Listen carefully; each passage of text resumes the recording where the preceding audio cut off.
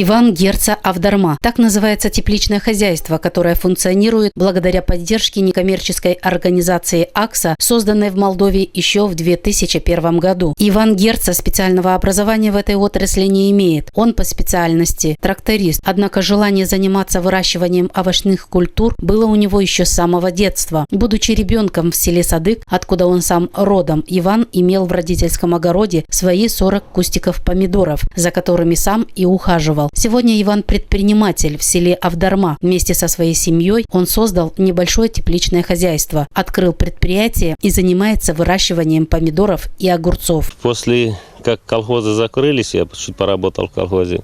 После у нас был учитель физики, да, и муж старшей сестры.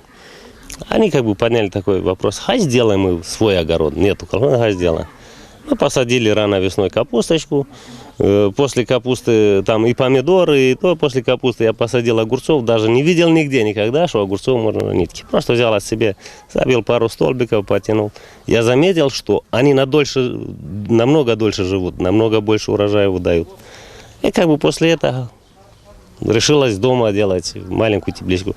Была 4 на 6 маленькая. Я там выращивал и помидоры, и огурчиков, всего почти. Чуть позже Иван решил расширить и усовершенствовать свое тепличное хозяйство, но для этого потребовались финансы, которых у него не было. Экономическую и маркетинговую помощь, а также другие консультационные вопросы взяло на себя агентство АКСА, а точнее консультант от этого агентства Касым Николай Афанасьевич. Человек взял кредит 200 тысяч лей, установил модули теплиц, итальянские модули, открыл крестьянское хозяйство, открыл счет в банке, имеет свою печать, предоставил все необходимые документы организации АИПа по интервенциям, платежам сельской местности и своевременно получил эти 60% от вложенной суммы, количество 120 тысяч лей, субсидии от государства. Всего 14 соток земли занимает тепличное хозяйство у молодого предпринимателя. Но эта маленькая площадь требует большого повседневного и кропотливого труда. Помогает ему в этом его семья, жена и дети. Тяжело, большая ответственность и у детей, и у меня, и у него у самого, потому что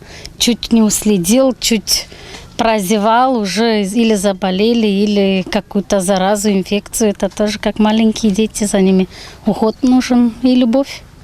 Полив у меня капельный идет. Даже его можно, видно, шланги капельные снизу.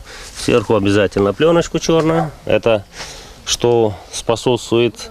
Пленочка, она помогает в уничтожении сорняка. Во-вторых, она сохраняет влагу. Помидорчики, скажем так, без химии, без гербицидов, без ничего.